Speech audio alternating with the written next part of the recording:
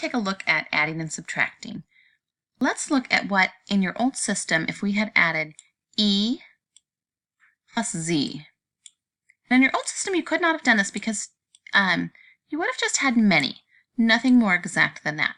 But in this system, if we add E plus Z, and we can take a look here, E is equal to AO, and our Z is equal to AOA. So we're going to add AO and AOA.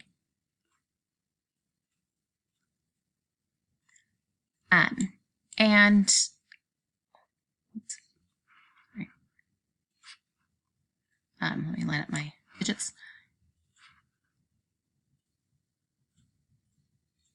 AOA. We're going to add these together. And we would get, remember, AO is a rod, and AOA is going to be a flat, no rods, and a small cube. So here, collectively, we have A in this place value because we have one small cube, a rod,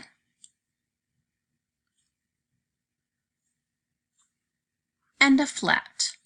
So we're left with AAA. Similarly, we can subtract. So let's say from AAA, we're subtracting,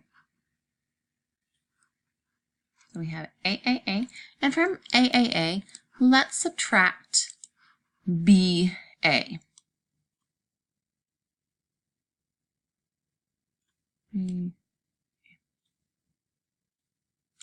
Well, BA will look like this many rods and a small cube. We had a small cube, a rod, and a flat. So we have a small cube and remove a small cube. There's nothing there. If we had a rod and we need to take away this many rods, we can't do that, but we can from the flat, because the flat is a collection of several rods. So if we needed to take away this many rods, and we had that many, well, there's that, and another one here. So we would be left with E rods. So AAA minus BA would be BO. Okay.